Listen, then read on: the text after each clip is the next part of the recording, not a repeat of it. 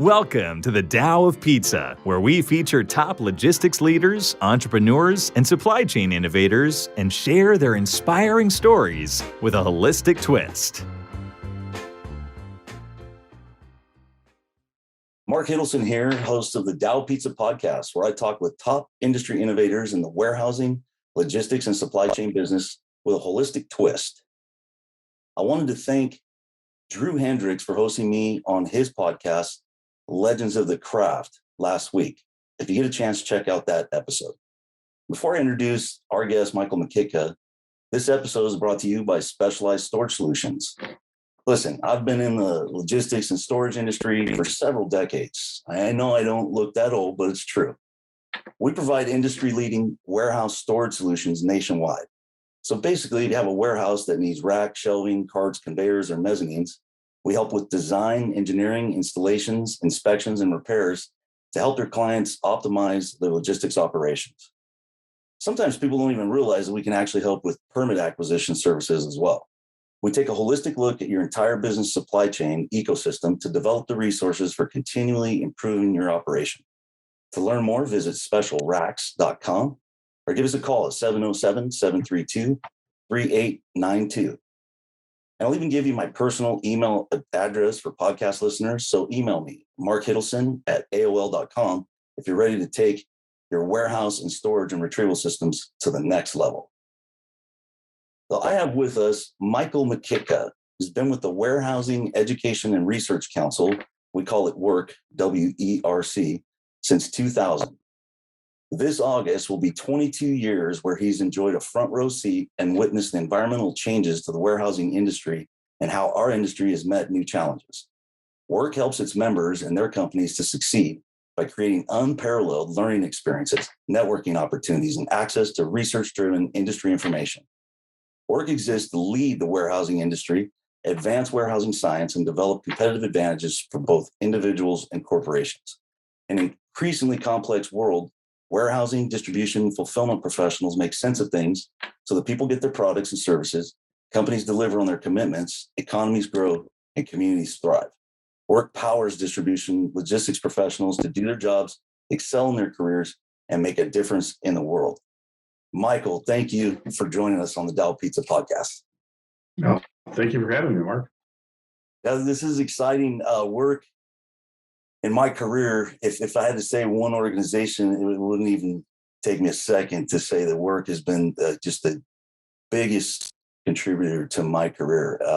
And I didn't realize until I read your bio, we started about the same time. I was involved in the local council here in Northern California in 2000. And I think we met at the 2001 national conference, which was held in San Francisco.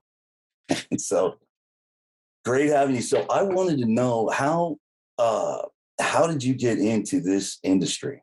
I'd love to hear. Well, association management is the industry that I'm in. That's the industry I came from. So I worked for an insurance trade association in its education department. I was a technical writer. And there is an industry of associations. There's an association for people in associations. And so the skills, the experience to bring industries, to bring groups of people together, to share the best practices, to really be a service to the industry. That's what really drew me to it. I didn't start out, I didn't leave college saying this is what I want to do, but it's something that my eyes were open up to, like I said, when I started with the first association I worked for. And it really puts me in a servitude role, which I like. I like serving an industry. I like helping to make it better and stronger and to deliver on the promises that we make and that we're asked to make by a group of its members, our volunteers. WERC has always been and still very much is a volunteer-driven organization. So it really puts us in the forefront. There's not much between our members and us, right? I mean, I answer the phone. We all answer the phones, whatever it is. So we're out there constantly hearing what's needed and then coming back and trying to work on what we can deliver.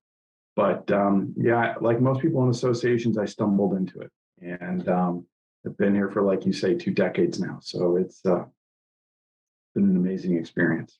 It really, it's a neat, the warehousing industry. I love this industry, and I've done it right out of college. So I'm one of the, 20 years, and these days it's unheard of. The average career I think is 3 years. People change industries. And the volunteer piece, that's one of the ways that the councils serve work is by hosting tours. And we had a really strong group of leaders it was guys like Ray Wilkinson, Dennis Lee, and I was relatively young to be in that kind of leadership role. But we wanted to host 4 or 5 tours a year. So it was just a great way to serve the industry, a great way to meet other people in this business. And I have a hack on and see if this is a fair enough. One of the things I used to love to do is volunteer for registration at work. I think that's how we developed a relationship. And I thought that was a great idea. Do you have any other ideas at the conference? But I was just say, if you're going to go to a conference, volunteer to do something. And I loved working the registration area.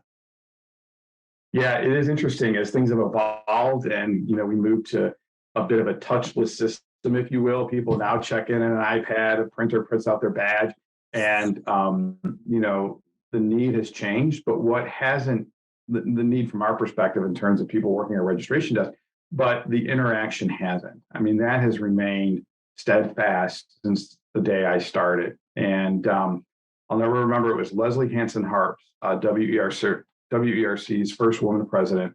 She served, I believe it was in the late 80s, early 90s.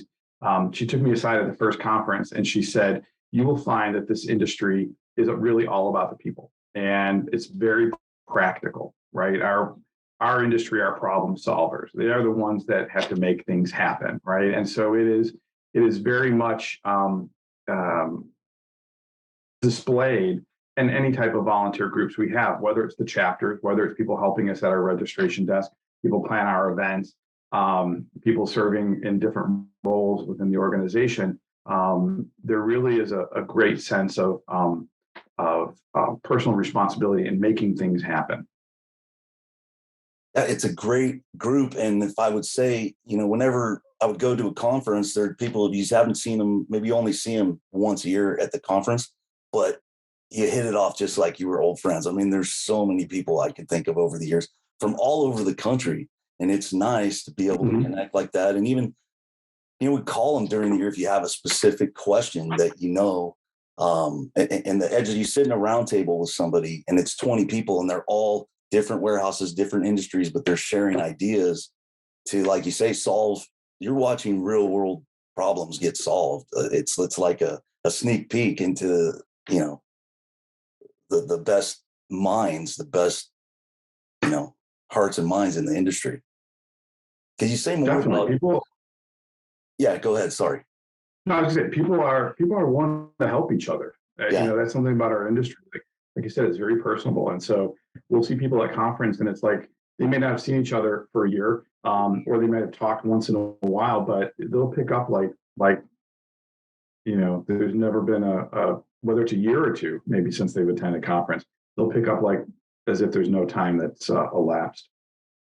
And what was your first role? Because we met, I know you're the executive vice president now, you were the president of WERC before the MHI. Well, what was your first role at WERC? I was brought in to manage its conference and its chapters. So I was building on the experience that I had in another organization and managing conferences. And part of the work experience was also to manage its chapters, which was something new for me. But the nice thing about our organization, we've never been too large. Our staff has ranged from 8 to 12 people, depending on different times. And we all wear a lot of different hats and we all kind of chip in. And given that size, we really had great insight into the organization as a whole. So in 2008, I transitioned to its CEO. And then in 2020, WERC was acquired by MHI. And now I have a dual role in that I serve as an EVP at MHI over their knowledge center. Part of that knowledge center now includes WERC. Okay, great. And I wanted to talk more. So MHI is Material Handling Institute, which Industry. is, yeah, it's institute or industry? Material It's Handling institute. Institute. And Mhm. it's all of the manufacturers of conveyor companies, racking companies, forklift companies, all kinds of, anything you could think of that has to do with innovation, supply chain, logistics, right? It's all of those. And they do two events, which is Modex and ProMat, right? MHI. And so I was curious, Correct. were you involved in those conferences before the merger? It seems like it's a natural connection, but I want to kind of talk about how did that relationship between WERC and MHI evolve? Sure. And I'm sorry, it actually is industry. Or I mean, yeah, industry. It's material handling industry. Okay. And we've always had a good working relationship with MHI. Like you said, there is some overlap in our members, and certainly the solutions that they provide are of major interest to our members. So WERC would attend ProMat and or Modex. Uh, we would exhibit, or we might help provide some content. There was a couple of years at Modex that we put together some sessions for their attendees and for our members who were attending the show. And so we had that kind of relationship with them. Occasionally, there might be a project or two that we would work on with them or participate and support in some way. And likewise, so when the time came and we were looking for what would be next for WERC, MHI was clearly one of those organizations that stood out to us as having that kind of potential. Yeah, and it was perfect for me because I was getting more involved in MHI, and is MHI also is Mckicka, right? Is that the same organization, Material Handling? No, MHEFI, the Material Handling Equipment Distributors Association, is a different association. But like WERC, they have a great working relationship with MHI. And so when you're at ProMat or Modex, you will see MHEFI there represented there as well. Excellent. So we talked about the environment has changed in warehousing. So what are some of the things, what are some of the trends or how have things changed and evolved over the years in our industry? I know it's a big question, but. Yeah, it is. I mean, it's when I started in 2000, e-commerce, I'm not quite sure even e-commerce was a term at the time. Yeah. It was sending stuff, buying stuff via the website, and we had just kind of come out of the the bit of the bubble from the whole e-commerce side as it first was growing and companies were developing legs in it, so to speak, to the introduction of this rare technology called RFID and the mandates that were made and what would that mean and so it was.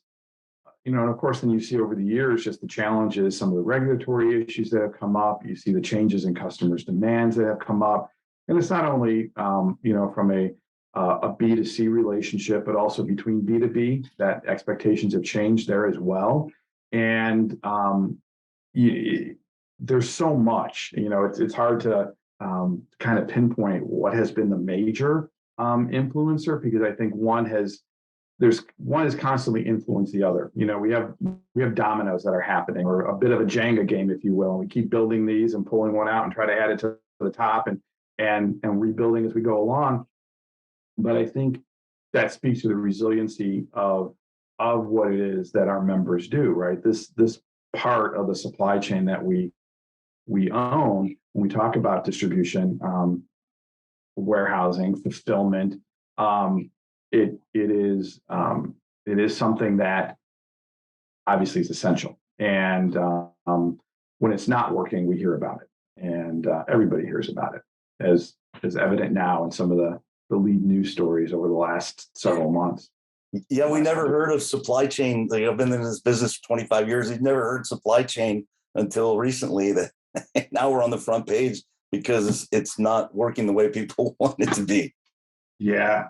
I mean, and it's one of those things that people, it's behind the scenes, and unless it's not working, you really don't realize it. And I remember kind of the first time I was exposed to it from a press standpoint, and there was that big issue around the holidays with some toy that was just not available, right? And it was one of those things. They were talking about the demand, they were talking about the supply chain, and it was just interesting that that's when it comes to the forefront. And then of course it becomes even more critical over the last few years when we were talking about the PPE type of stuff, and continuing with the food chain and what was considered essential. And it is it really has come into its own, and it continues to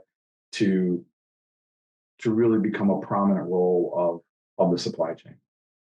And that's really the perfect segue into my next question. And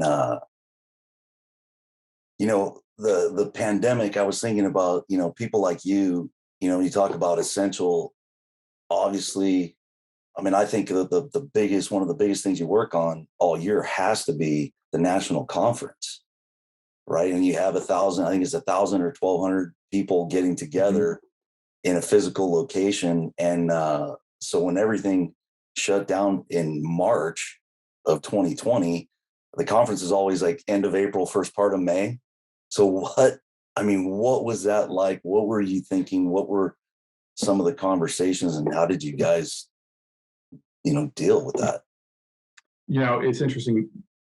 Like everybody, you kind of look back at those moments. And I remember it was early February, we were having a meeting with our board, and we were talking about, there's these rumblings about, this version of the flu, right? And it had just started coming up as an issue in kind of Asia. Some of the large meetings were pulling back there. Companies were just starting to put restrictions into there. And we're like, well, we're watching it, we're monitoring it, we'll see how it goes. Less than 30 days later, March 16th to be exact, I remember the day, we had to make that decision. And in part, it was driven because the Providence, Rhode Island Convention Center was being turned into a care facility. And so in some ways we didn't have much choice, but the option of re-booking it, the option of finding a replacement obviously didn't exist. And for the association industry, for the hospitality industry, it had a huge impact in it over the next 18 to 24 months. So we had to do what's best for our members. We had to do what's best for our team. And quite honestly, our members needed to be within their organizations. So, it didn't even make sense to try to even offer it as an option, because the forefront there is how are we managing through this? How are we, they were working with their teams and all of those issues of what do we do to continue. So the exciting part, if it's fair to say that, was to see how our industry came together. And some of the other organizations like Allen, the American Logistics Aid Network, stepped up. They were having regular phone calls with a number of the associations that fall within our area, and we were exchanging information. And it really was a time when you just, collaboration is an understatement, right? We were all sharing, what are you hearing? What do you know? What do you see? Meeting a few times a week. And then of course, when we were then doing that with our members by having, you talk about the round tables that you sit in a room with 20 people, we were doing that on phone calls, because the information was changing so quickly. What people needed was changing. It was just, let's get on a call, ask your question, and let's see if somebody has an answer to it, right? And we did that, for a number of weeks, at the start of the pandemic, until probably June, and rebooking our conference wasn't an option. Like I said, our industry was heads down, and that's where they needed to be. And so we just looked, how can we best serve them during that time? Because I'm just thinking, as you're saying, almost every single company involved is an essential business. Like, I'm trying to think of an example for us. We do a lot in the food industry and grocery industry, cold storage. I mean, those functions had to keep rolling to feed. I mean, people have to eat. So right. That is amazing. And how did it? And I also, so Allen, you mentioned a couple things. Allen, what does Allen stand for again? Allen is the American Logistics Aid Network, and it's an organization, an association of industries that come together when there is a disaster. Right. It actually sprung out of the hurricane in New Orleans. I can't think of the Katrina.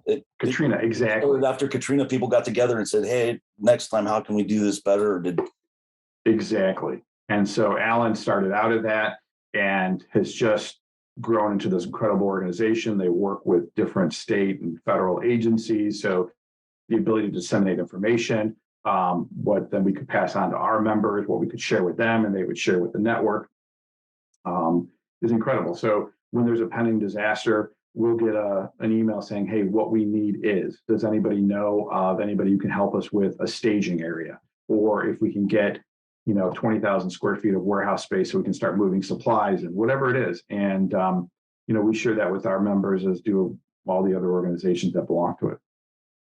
Yeah, Alan is a really cool organization. And I get those emails too, because it's through work. So they're working with you. So all your members are people that are in your network. And I think I saw it on your LinkedIn. I think LinkedIn is how you and we've stayed in touch over the years, because I'll see, it's been so many years for Michael Mckicka Sure. to always reach out and say congrats. Or when you were acquired by MHI, I saw your post on LinkedIn. It's like, oh, hey, I got to reach out to Michael and see how things are going. But the Alan that's a great way, and they'll respond to it, right? People have the resources they're looking for, and they'll find it in the right area, right? People think, well, we've got to ship all this stuff to Texas, and then they'll do through your network, we'll find out, hey, we've got this stuff nearby, and just create rapid solutions in a rapidly changing environment.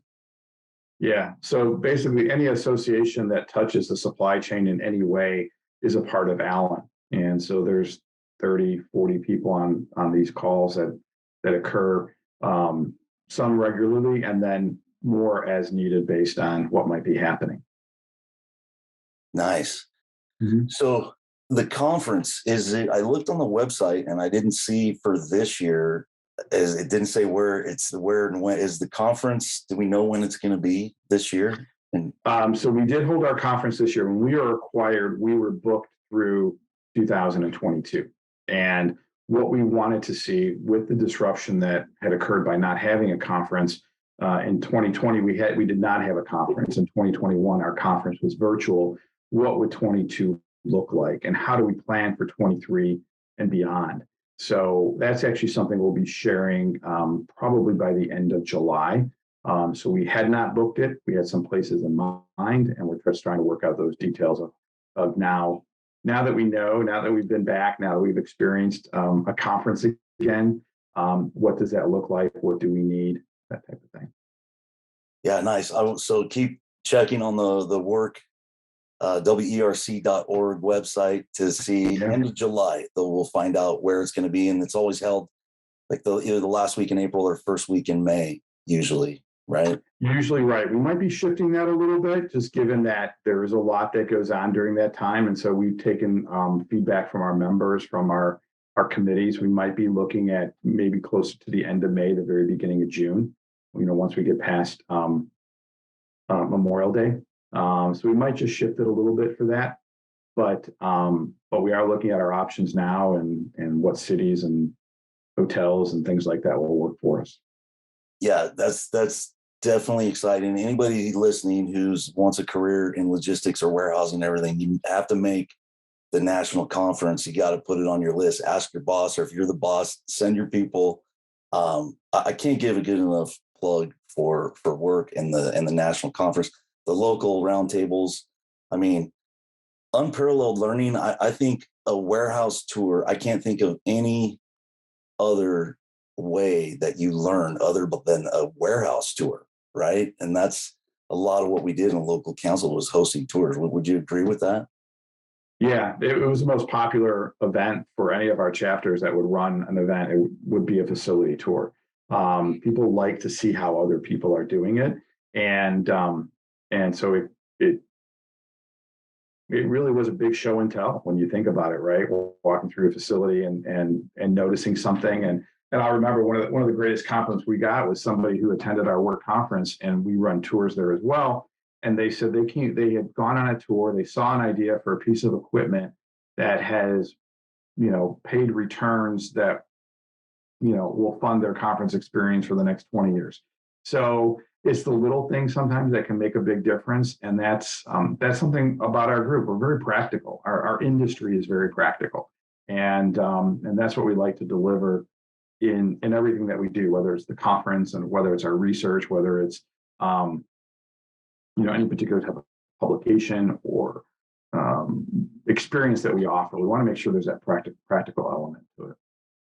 And then hanging out at the conference, you just reminded me of, we have a group of friends at the conference that in between the roundtables, some of the greatest roundtables are in the swimming pool, because guys are in there and maybe there was a roundtable because you can't go to all of them, right? You have to look at the schedule and say, I'm going to go to this. I'm not going to go to this.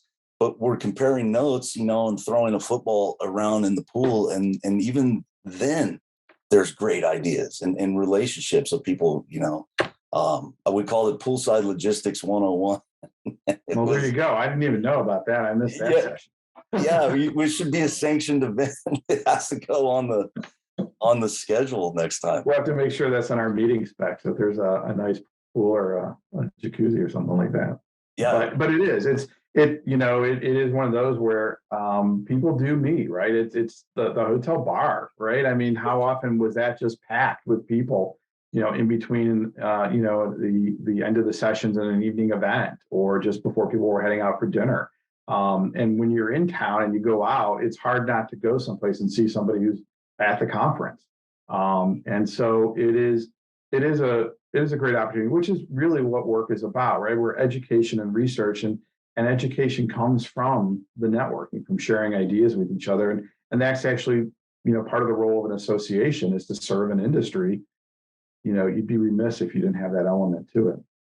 Yeah, the camaraderie and and then another thing I wanted to talk about is some of the speakers I've seen. I mean, I've seen Mckicka speak at a work event. I think that one was in Chicago. I've seen Brian Billick. I'm a football guy. I love that you had football guys. But you've had best-selling authors. You've had, and the one, what I remember when you were talking about RFID, it was Walmart was the company that was driving a lot of the supply chain innovation, because they were going to have a mandate that everybody that they dealt with had to have RFID by a certain date. Right. And you had speakers from Walmart. So you've always been, but one of my proudest moments is, and I don't know if you remember this, but it was a Chicago conference and Emmitt Smith was the keynote. Mm-hmm. And I run into the hallways a few times and I thought, man, this is kind of a long shot, but I just want to ask Michael if I could get it, because a lot of the people who were involved in the local councils were allowed to sit in kind of the front tables. And you could sit, there was like 4 tables in the front for presidents, past presidents. And I said, is there any way that you could get me at a table with Emmitt Smith? Do you remember that? I think I do. I hope that I was able to do that now that you're saying that, but yeah. You said, you know what, I can't commit to it. And, very professional, you said, but I'm going to look, I could see what I can do.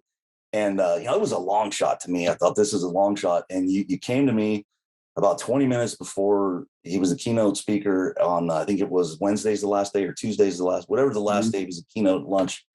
And he said, I was able to get you not just at the table with Emmitt Smith, but you're sitting next to Emmitt Smith at the table. And that's one of the proudest moments of my life, with one exception, is that I didn't realize I was starstruck. Like, I thought, I'm at this conference. I've been involved in it for, 8 or 10 years or whatever. And Emmitt Smith is kind of the newcomer, but he was so professional. He had done his homework. He actually was using RFID technology for his sports memorabilia business. Mm-hmm. So at that table, it sat down and we're all, it's all the leaders from work. And he led that table. And the only question I asked him, could have been any, I'm a football fan, all his games and everything. The only question I asked him was why did you do Dancing with the Stars? I felt so. But I was redeemed, because when he got up and did the talk afterwards, there was Q&A, and the first person that asked a question from the audience asked him the exact same question. I said, oh, thank goodness it wasn't. Ask that question. So Well, that good. was I mean, the what were conference you is about memories. I mean, it's so interesting because organizations put so much time into what is our theme of the conference. And, it really comes down to a lot of people remember it like you refer to the cities you've been to, or right? you refer to the experiences that you had. And I bet you can't tell me one of the themes for any of the conferences you attended. I mean, they're great. They help us from a marketing perspective and give some, vision and focus to our committees that we're planning content and things like that. But more often than not, people always refer to the city or they refer to an experience that happened to them. Yeah. And then there's been some there's amazing musicians. I mean, Mike Rayburn, I could keep going, comedians. I mean, they're just, and it's educational, but it's entertainment. And then those memories are priceless. Yeah, I could. Yeah. It was actually Lee Scott was the CEO of Walmart when he came to speak to us. And I remember the day that his office contacted us that he accepted our invitation. We were starstruck, right? Did we really get this to work? Is this really coming together? And so, but like you said, that was the year, or it was the following year, their mandate was going to be in place, and a lot of talk about that. So, it was a nice win for WERC, and to be able to deliver it to our attendees and our members. Yeah, because I know it's a great organization, but you just keep finding ways, that you're proud to be associated when it's like, okay, Walmart is driving these changes for everybody. And then you look at, wow, they're speaking at our event. It's just a great way to connect and learn at a conference. So do you have any other stories of speakers besides Lee Scott that you were able to get somebody that was kind of a long shot and you had a conference? It's we always try to mix it up between industry and kind of the paid speakers, like you talked about some of the sports figures. And there are times that I'm even surprised at the depth that they come in with it and the impression that they have on people. It is always flattering when people want to line up and see a speaker afterwards. I mean, to me, that's how do you measure success? That shows they're interested. That shows that they liked it. I think the year we brought Randy Lewis, who at the time was with Walgreens and was doing work to engage with people with disabilities into the facilities, into warehouses, and him telling his story. And it's a very personal story. I mean, he has a son who has a level of autism, and he's thinking about what will my son be doing one day.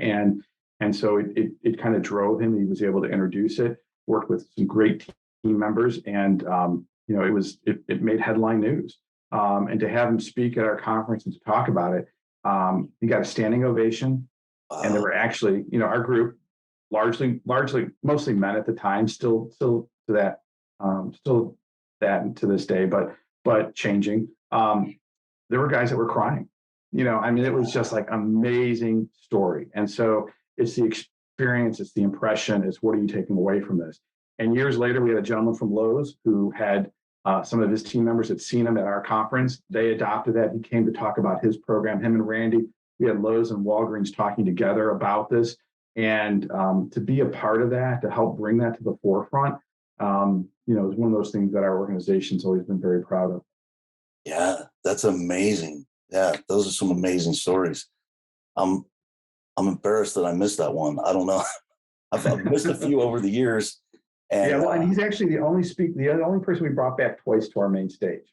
So it was one of those stories that I think there was a few years and some more work was done, and we didn't come back again and talk because again, it's one of those stories that people want to hear about over again.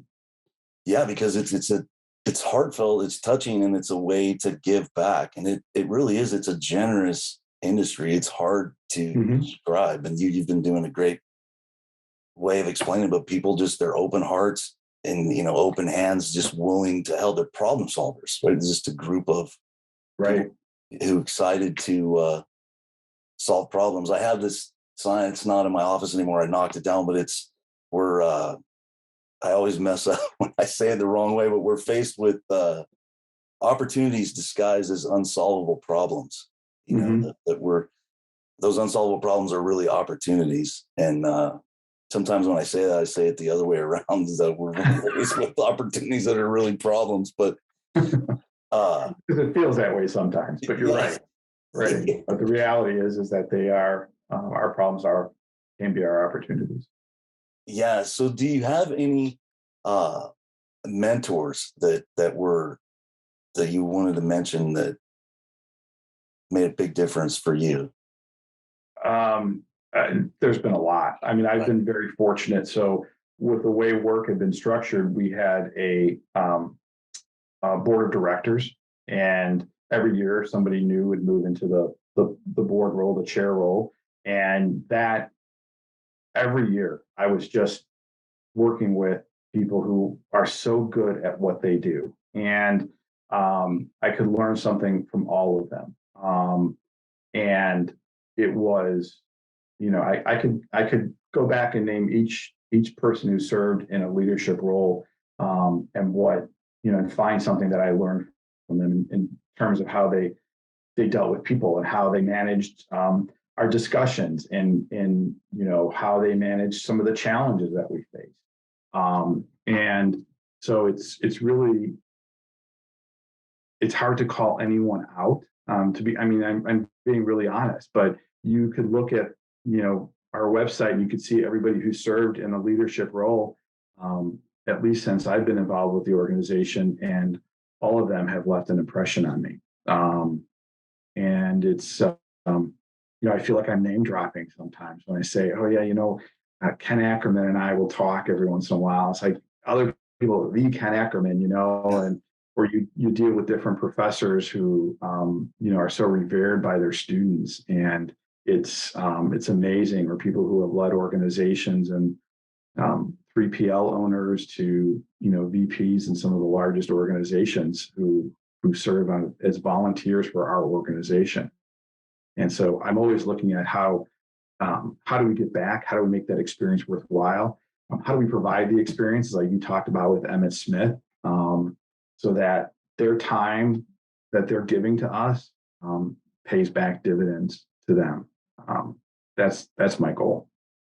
Yeah, that's nice. That's beautiful. And I love, it's one of the things, and I haven't seen any other organization who really does it like that. That's how the local councils work as well. You start out as board chairman, and then there's a few other positions in between, the vice president. The next year you become president, and then I love the last one is then the year you're a past president. So the past president, and for me, it's 5 years. I was the president, then I was a past president, and we just all stuck around. All the past presidents, we had 5 past presidents. It's Chris Murphy, it's Kevin Shimamoto, it's Stan Jimenez, and Dennis Lee, and Ray. We always, and I haven't been on the local council for years, but I still attend events. I still help them find venues because I love attending. It's like, guys, we love to keep it going. I did the last work tour I went on locally was the Port of Oakland tour. And I think it was right before the pandemic, probably. I mean, it was really close. I have to look it up, but it reminded me, I had one of my first tours I ever set up was the Port of Oakland. And I was like, we need a bus, and we're going to have the lunch at Scott's Seafood. And, when you're running those, it's a nonprofit, and we charge like $40 or $50 per person. And Ray and Dennis kind of just let me run with it. It was my first deal. And we had a little checking account. It always had like between $2,500 and $3,500 in there. But that port tour was really awesome. People loved it, but I was over budget by like $1,200. It was when we went on this tour, they borrowed a bus from the port. So I think they did sandwiches in the lunchroom and everything. But I was really, it was fun, and we had the money to do it, so it was fun. That was, it's a lot of fun scheduling those tours, volunteering, getting 40 or 50 people together to do something exciting. And that's a neat, to get out on the port is a really awesome tour. I mean, it gives you some visuals of how those containers get taken off and the ships and all the logistics that's involved just within the port. And do you guys do any other port tours all over the country, like Houston or?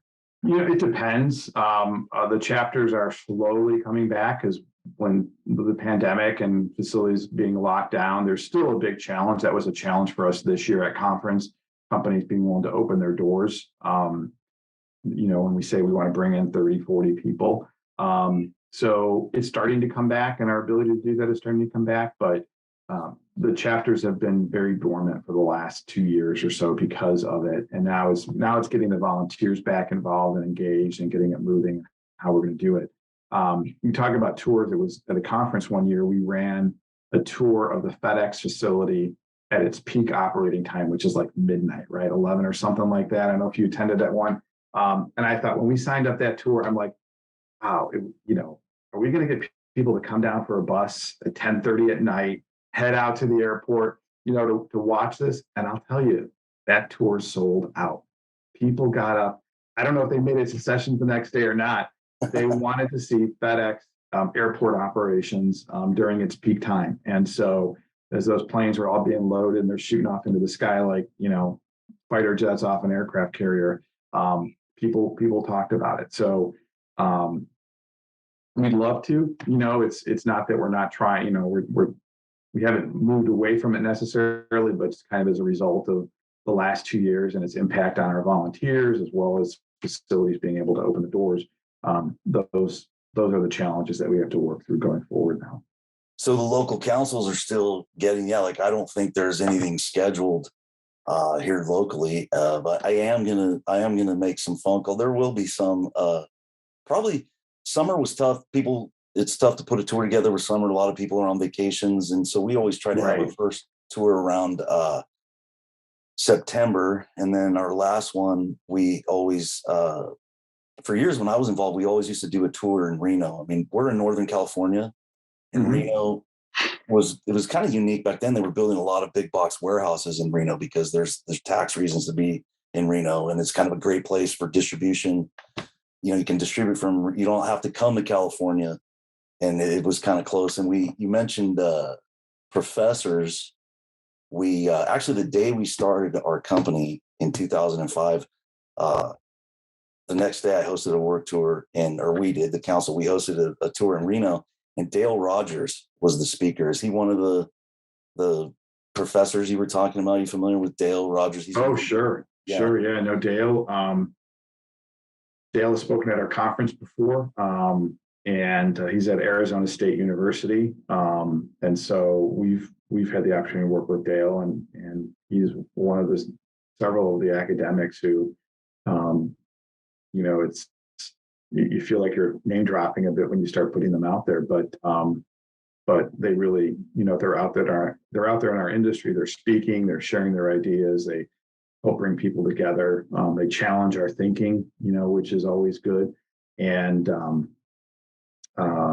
it's great to be a part of it. And that's actually, being part of MHI now. MHI has what's referred to as the College Industry Council Material Handling Educators, CIC MHE, stands for Kick Me. And associations do love their acronyms. And it's a group of educators that help other educators, right? And they helped us produce Student Day this year at MHI, which is an exciting change for WERC to be part of that. So we had almost 300 students that came in, and we break them into groups and send them out on the floor, and we get companies that volunteer to have the students stop by, and of course, and then Kick Me itself, they're running a case competition for students, and so that falls under MHI's Knowledge Center and part of WERC. So myself and more so my team is very much involved in executing that. Yeah, and I noticed you're hosting webinars. There's one tomorrow, I think, right? The 15th. There's a webinar on WERC that I forget what this is. There may be. I should have looked at the calendar before I jumped on the call, but we do webinars regularly. And of course, now being part of MHI, WERC members can attend the webinar series that they have. They have an economist who speaks regularly, does webinars on economic forecasts and what they're seeing. So it just kind of gives you a pulse of what's going on. They actually delivered a webcast yesterday. That would be the 14th of June. And kind of talking about what the Fed meeting that's happening today and what the outcomes might be. And not as rosy as we would like, but it is the reality. And again, we're talking about a very practical group. Tell me what I need to know so I know how to manage it when I have to. Yeah, I think it's been such an advantage for me to be involved with an organization like that, because, you know, I had the confidence that we really are learning from the cutting edge sources of all this information, that we're bringing that knowledge back to our customers. And that's why you were one of the first people I thought of when I started this project of doing a podcast. I was like, man, I'd love to talk to Michael about this. So we're getting kind of close to the end, but I wanted to ask you a couple questions about your favorite conferences, and obviously the WERC, and that's one of mine, and favorite podcasts. If you listen to podcasts, I'm going to know you listen to this one every time. Exactly. Is there any other ones?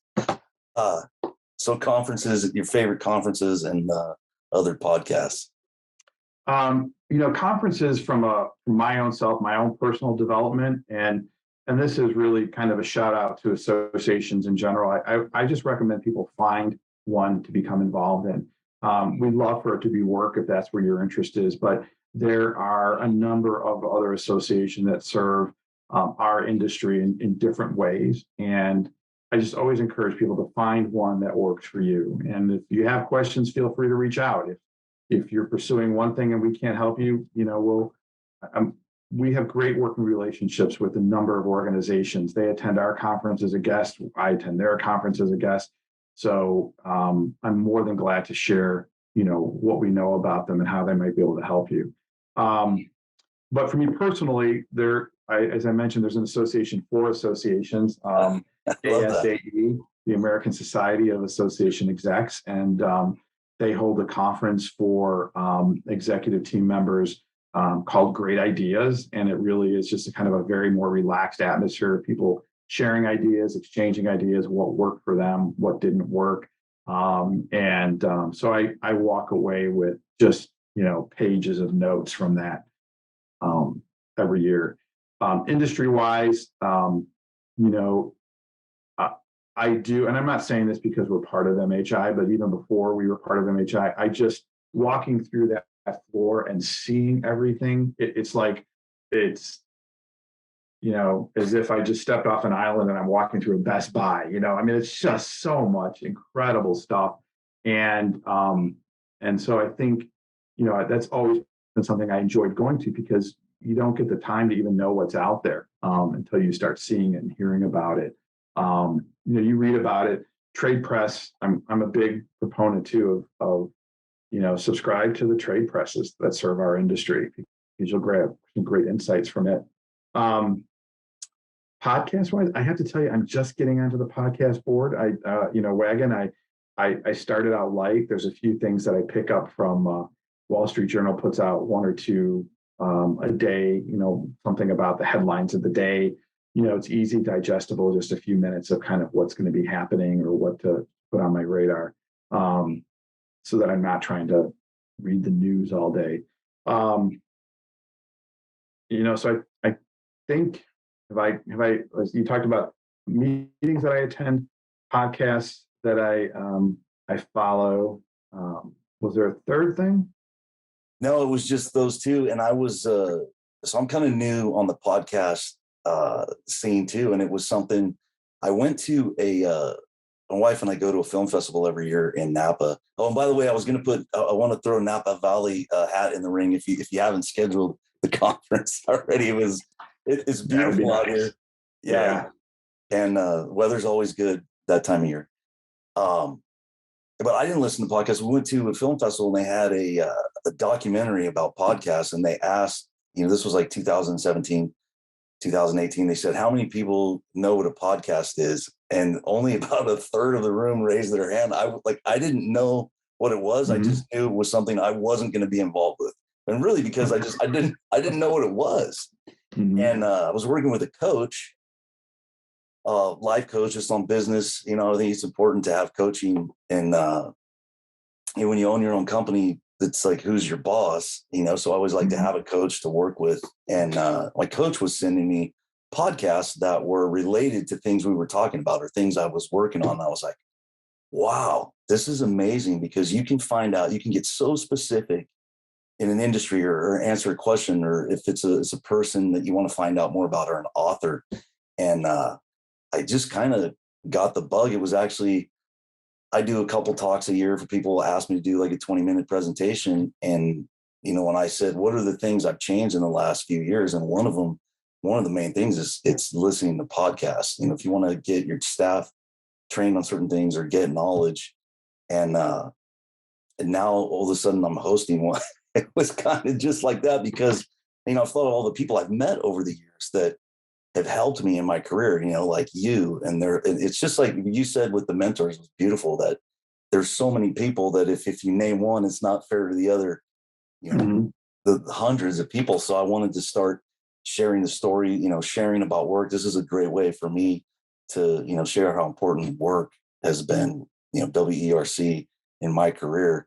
I really built my career around the knowledge, the relationships, the networking. So we've mentioned a few ways to connect with work, but how else, what do you think if somebody wants to learn more, what are the best ways to connect besides a tour or webinar?